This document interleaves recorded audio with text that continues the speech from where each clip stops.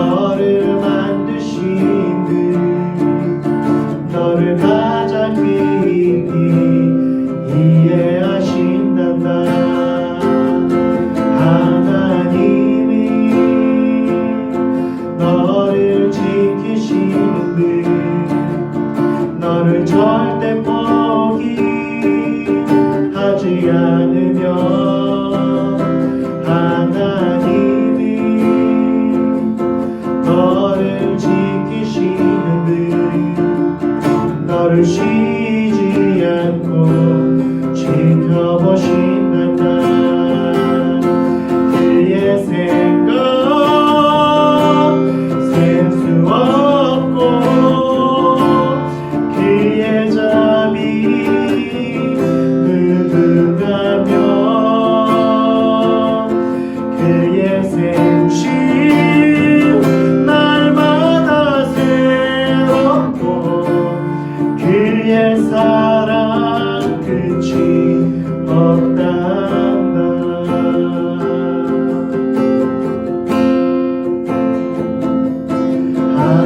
하나님이 너를 원하시는 이 세상 그 무엇 그 누구보다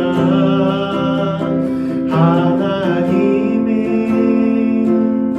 너를 원하시는 그 너와 같이 있고 싶어 하신단다. 하나님이 너를 인도하는 그 광야에서도 폭풍 중에도 하나님이 너를 인도하는 그 푸른 초장으로 인도하신단다. 그의 생각 셀 수 없고 그의 자비 무궁하며 그의 성실 날마다 새롭고 그의 사랑 끝이 없단다. 그의 생각 셀 수 없고 그의 자비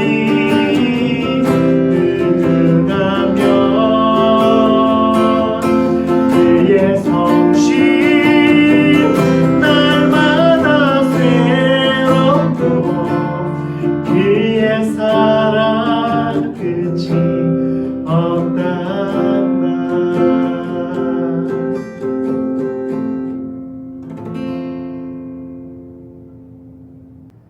함께 말씀 보겠습니다. 오늘 말씀은 마가복음 2장 1절부터 12절 말씀입니다. 마가복음 2장 1절부터 12절까지 말씀을 제가 봉독해 드리겠습니다.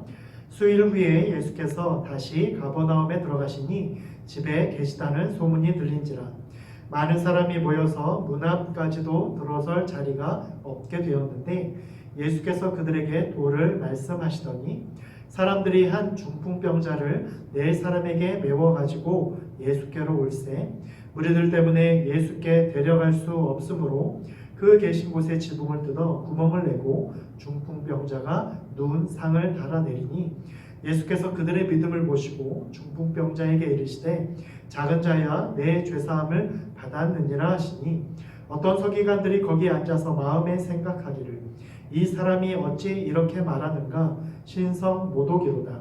오직 하나님 한 분 외에는 누가 능히 죄를 사하겠느냐. 그들이 속으로 이렇게 생각하는 줄을 예수께서 곧 중심에 아시고 이르시되 어찌하여 이것을 마음에 생각하느냐. 중풍병자에게 내 죄사함을 받았느니라 하는 말과 일어나 내 상을 가지고 걸어가라 하는 말 중에서 어느 것이 쉽겠느냐. 그러나 인자가 땅에서 죄를 사하는 권세가 있는 줄을 너희로 알게 하려 하노라 하시고 중풍병자에게 말씀하시되 내가 내게 이르노니 일어나 내 상을 가지고 집으로 가라 하시니 그가 일어나 곧 상을 가지고 모든 사람 앞에서 나가거늘 그들이 다 놀라 하나님께 영광을 돌리며 이르되 우리가 이런 일을 도무지 보지 못하였다 하더라. 아멘. 사랑하는 성년 여러분, 오늘도 영상으로 여러분과 함께 인사합니다.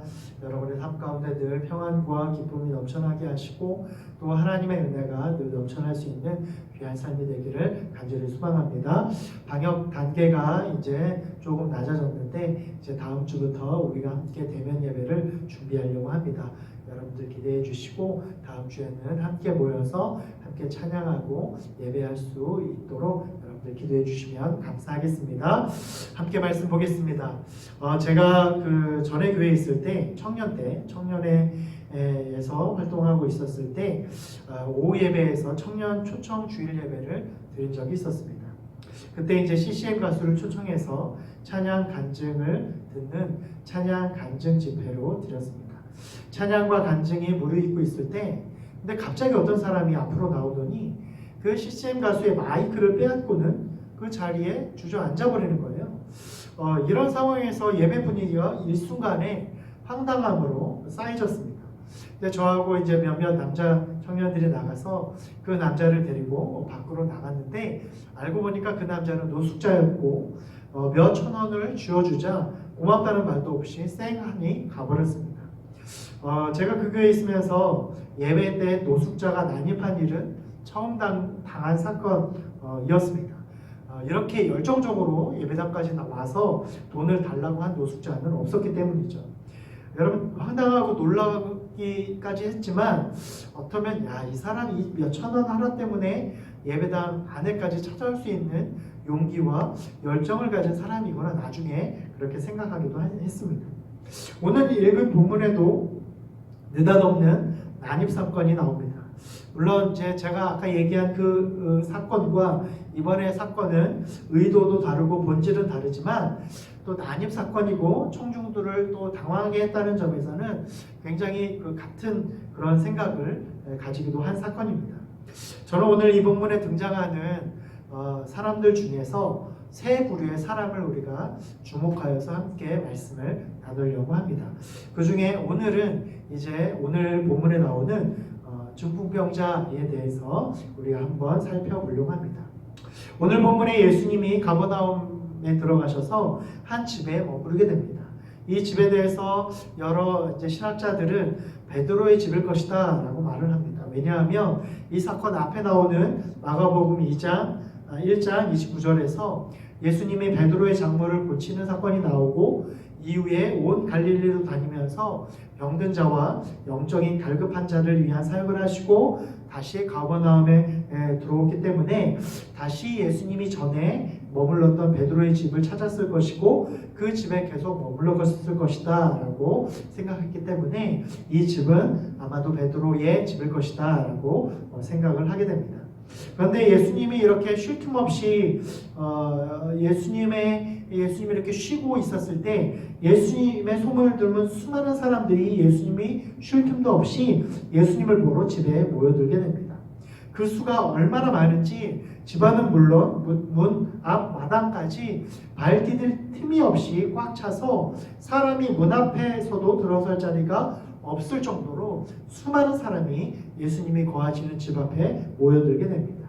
그리고 예수님 그들에게 긍휼함을 여겨서 모여있는 사람들에게 이제 말씀을 증거하시기 시작을 합니다. 그런데 그렇게 한참 말씀을 증거하고 있는데 갑자기 그 집에 지붕이 뜯어지기 시작합니다. 그러더니 한 사람이 줄에 매여서 지붕에 내려오고 있는 것입니다. 여러분 상상이 되십니까? 생각해 보세요. 말씀을 들을 때에 사람들이 조용히 예수님의 말씀에 귀를 기울입니다. 그 당시에는 마이크도 없었기 때문에 예수님의 한마디 한마디에 귀를 기울이기 때문에 사람들은 소곤소곤하지도 않았고 집중해서 예수님의 말씀을 듣기 시작했을 것입니다. 그런데 그때에 갑자기 지붕이 뜯어지더니 한 사람이 내려오고 있는 것입니다. 그 자리에서 조용히 말씀을 듣고 있던 사람들과 말씀을 증거하고 계셨던 예수님이 얼마나 황당하셨겠습니까? 지붕이 뜯겨져서 내려온 사람이 바로 이 중풍병자입니다. 우리가 앞으로 주목해야 될 세 부류의 사람들 중에 첫 번째 주목해야 될 사람이 바로 이 중풍병자입니다. 여러분, 중풍병자는 누구일까요? 말 그대로 중풍병자는 어떤 사람이냐면 중풍 때문에 쓰러져서 온몸이 마비된 사람입니다. 오늘날로 말하면 뇌경색 이 정도 되겠죠. 그래서 이 중풍병자는 이런 큰 병을 가지고 있었기 때문에 물론 살아서 숨쉬고 먹을 것을 공급받지만 혼자 힘으로는 살아갈 수 없는 병자입니다. 무기력한 사람이죠. 일반적인 사람들처럼 우리가 밥을 먹고 물을 마시고 숨을 쉬고 화장실도 갔다 오고 이러한 것을 살아있는 것이라고 말한다면 이 중풍병자도 살아있는 것이 맞습니다. 살아있는 사람이죠. 그러나 그 살아있다라고 하는 것은 우리가 말하고 있는 살아있다, 생명이 있다, 생명력이 있다라고 말할 수 없는 것이죠. 왜냐하면 그것은 이 중풍병자에게는 생명이 있지만 생명력이 없기 때문이에요. 숨은 붙어있지만 그 생명에 아무런 영향력을 끼칠 수 없는 생명이라고 하는 것이죠.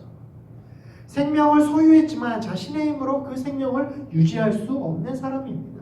자신의 힘으로 무엇인가를 할 수 없는 사람이죠. 온몸이 마비되어 있기 때문에 아무것도 할 수 없습니다. 누군가가 그에게 먹을 것을 주고 누군가가 그를 일으켜주고 누군가가 그를 데리고 와야지만 예수님을 만날 수 있었던 무기력한 사람이 바로 이 중풍병자의 모습이었다는 것이죠.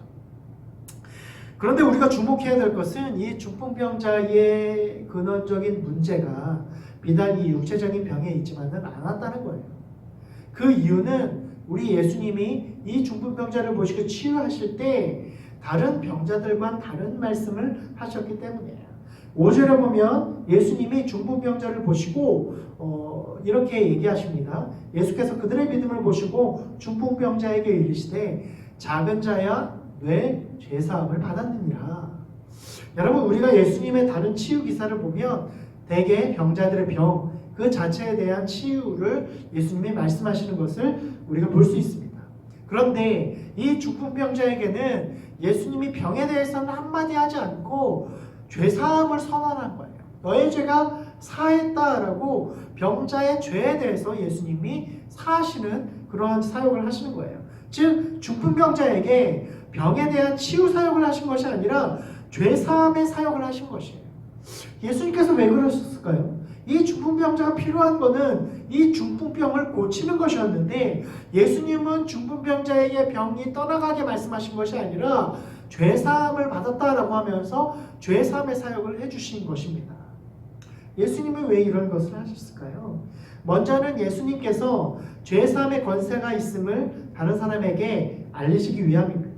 예수님이 진정으로 메시아이시고 하나님의 아들이시고 그리고 죄사함의 권세가 있다라고 하는 것을 다른 사람에게 알리고 계시는 것입니다.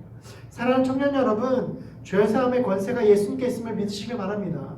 내가 죄를 짓고 범죄하고 이 죄를 해결할 수 있는 것은 아무리 세상에 수많은 사람이 말한다고 할지라도 세상은 그 죄를 감당할 수 없어요. 나도 이 죄를 감당할 수 없습니다. 이 죄를 감당할 수 있는 분은 오직 예수님만이 나의 죄를 사하시고 용서하시고 깨끗함을 얻게 해주신다는 사실을 믿으시길 바랍니다.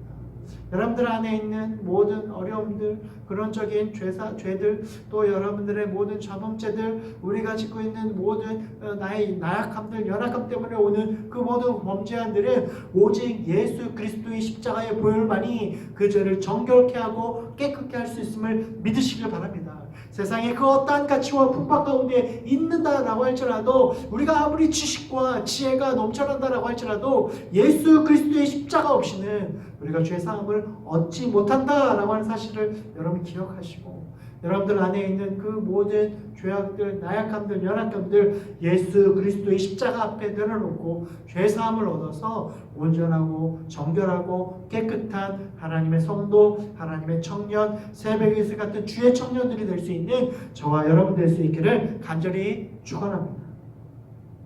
그리고 예수님께서 이렇게 죄사함을 얘기하신 또 한 가지 사실은 이 중풍병자의 죄의 근원이 병의 근원이 죄와 연관되었다라고 하는 사실을 우리에게 보여주고 있습니다. 여러분, 이것은 무엇을 의미하는지 아십니까? 죄 사함 없이는 근본적인 문제를 해결할 수 없다는 것을 우리에게 말해줘요. 여러분, 죄는요, 영을 병들게 만들고 영적인 병은 육신의 연약함을 가지고 옵니다. 이 중풍병자의 근원적인 문제는, 진짜 근원적인 문제는 병이 아니라, 이 중풍병이라고 하는 병이 아니라 그 마음의 죄가 해결함 받지 못했기 때문에 나타나는 병이었던 거예요. 그래서 예수님은 이 중풍병자의 근원적인 문제가 중풍병이 아니라 이 사람 마음 가운데 있는 죄라는 것을 아셨고, 그 죄를 해결해야지만 이 질병에서 구원될 수 있다라는 것은, 구원할 수 있다라는 것을 예수님이 아셨기 때문에 예수님이 그에게 죄사함을 허락해 주신 것입니다. 예수님만이 우리의 근원적인 문제를 해결해 주십니다.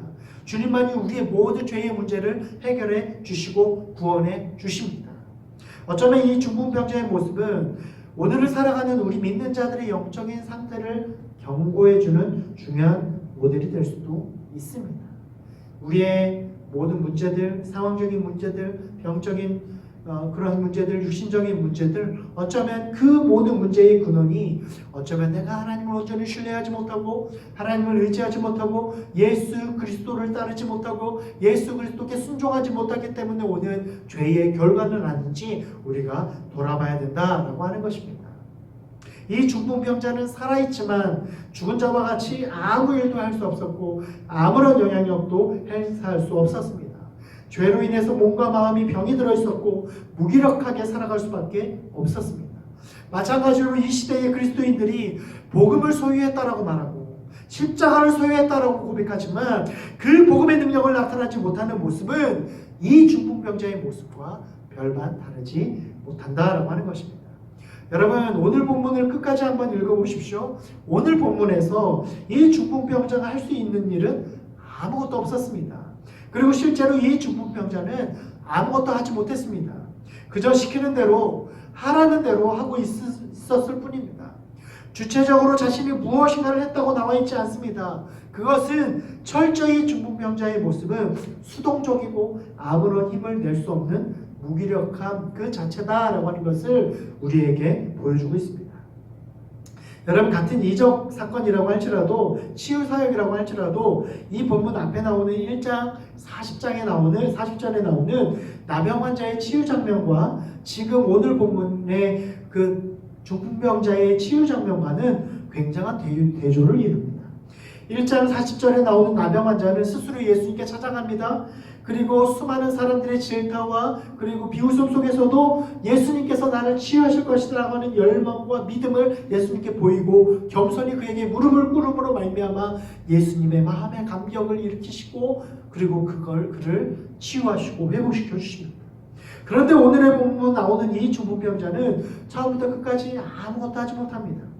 생명은 있으나 생명력이 없는 중풍병자, 복음은 있으나 복음의 능력을 발휘하는 오늘 그리스도인들의 모습, 이 모습과 이 중풍병자의 모습이 닮아있지는 않습니다.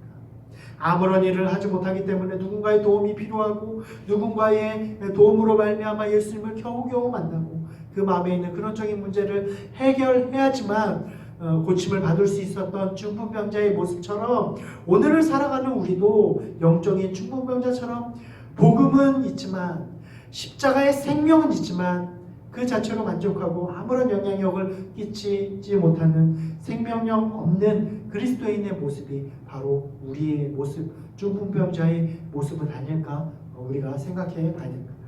여러분은 어떻습니까? 여러분은 생명력을 소유하고 계십니까? 아니면 되는 대로 세상 굴러가는 대로 주위 사람의 반응에 휘둘리며 그렇게 살고 있지는 않습니까? 우리 모두 복음의 능력을 끼치는, 복음의 영향력을 끼치는, 생명력을 끼치는 사람이 될 수 있기를 간절히 소망합니다. 그래서 우리에게 복음이 형식이 아니라 이론이 아니라 생명 되시는 예수님의 그 생명력이, 복음의 능력이 우리의 삶 가운데 나타나게 될 수 있기를 간절히 소망합니다. 그런데 그 복음은 우리 안에 있는 죄의 문제를 해결하는 것부터 시작을 해요. 우리 안에 죄가 있으면 우리의 영을 마비시키고 생명을 꺼트릴 것이기 때문입니다. 온전한 복음이 우리 안에 뿌리 박힐 때 그 죄는 파여지고 온전한 복음의 능력과 열매가 나타난다라고 하는 사실을 믿으시기 바랍니다. 그러나 내가 예수님을 믿고 있지만, 기도하고 있지만 기도의 능력이, 복음의 능력이 나타나지 않는다면 우리 안에 성령께서 오시지 못하는 문제와 죄가 있지 않은지 점검해 봐야 된다는 것입니다. 그리고 십자가의 그 복음이 오늘 우리에게 어떤 영향을 끼치고 있는지, 내가 십자가의 삶을 살고 있는지 우리가 자문해 봐야 된다는 것이에요. 사랑하는 청년 여러분, 무엇보다도 날마다 예수님께 나아가기를 소망합니다. 그 생명의 길로 다시 한번 나아가기를 소망합니다. 예수님만이 이 중풍병 걸린 사람과 같이 영적으로 무기력한 사람의 영을 고치시고 온전케 하신다라고 하는 사실을 기억하고, 우리가 다리가 있을 때, 우리가 힘이 있을 때, 우리가 먹고 마시며 행동할 수 있을 때에 우리가 예수님께 나아가기를 주저하지 맙시다. 중풍병자처럼 아무런 그러한 일을 할 수 없는 사람이 되기 전에, 영적으로 무기력한 사람이 되기 전에 예수님께 나아가서 예수님의 생명력을 다시 한번 공급받고, 그 생명력으로 이 세상 가운데에 복음의 능력을 나타낼 수 있는 저와 여러분 될 수 있기를 간절히 소망합니다.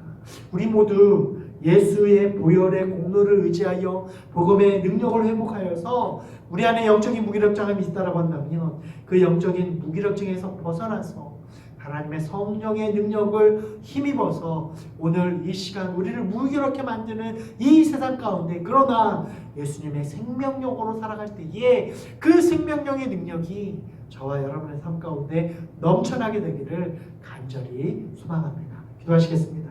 하나님 감사합니다. 오늘 우리 청년들과 함께 영상으로 예배합니다. 우리 사랑하는 청년들, 이 세상을 살아갈 때 믿음의 삶을 살게 하시고, 하나님 영적으로 무기력하지 않게 하여 주시고, 영적인 성령의 능력을 우리 가운데 허락하여 주시어서 우리를 무기력하게 하고 좌절시키고 낙담되게 만드는 이 세상 가운데, 그러나 낙담하지 않고 좌절하지 않고 무기력하지 않고 주님의 놀라운 능력으로 말미암아 날마다 승리하는 삶을 살아갈 수 있는 우리 청년들 되게 하여 주시옵소서. 하나님, 이 중풍병자와 같이 우리도 영적으로 중풍병자와 같이 무너져 있고 누워 있고 아무런 역사와 아무런 생명력이 없는 삶을 살고 있지는 않은지 우리가 돌아보게 하여 주시고, 이 영적인 무기력증에서 벗어나기 위하여 예수님께 나아가고 예수님의 능력을 힘입어서 힘을 얻고 일어나 뛰며 예수님의 놀라운 능력을 찬양하며 예수님의 이름을 증거하며 예수님의 능력을 나타내는 삶을 살아갈 수 있는 우리 모든 사랑하는 청년들 되게 하여 주시옵소서. 하나님, 이제 우리가 대면 예배를 준비하려고 합니다. 하나님께서 우리 가운데 함께하여 주시고, 우리 청년들 다음 주에는 함께 모여서 함께 예배하고 교제하고 함께 나누는 은혜가 있는 축복된 예배가 될 수 있도록 하나님 우리 가운데 함께 하시고 역사하여 주시옵소서. 우리 사랑하는 청년들의 앞길을 축복하여 주시고, 저들이 꿈꾸고 또 이루고자 또 노력하고 준비하는 모든 것들이 주님의 뜻 가운데 이루어지게 하여 주시옵소서. 학과 공부와 또한 여러 가지 사회 세상적인 준비들, 또 직업과 또 여러 가지를 준비하는 가운데 있습니다. 우리 사랑하는 청년들의 모든 삶 가운데 축복하여 주시고, 또 준비하는 모든 것들이 주님의 뜻 가운데 이루어지게 하시고, 하나님의 비전을 품은 청년들이 되게 하여 주시옵소서. 이 세상 가운데에 하나님의 빛을 비치며 하나님의 능력을 나타내며 하나님의 소금의 역할을 감당해 나아갈 수 있는 우리 모든 사랑하는 청년들 되게 하여 주시옵소서. 그렇게 행하실 주님을 기대하고 소망하고 감사드리며 예수님의 이름으로 기도드립니다. 아멘.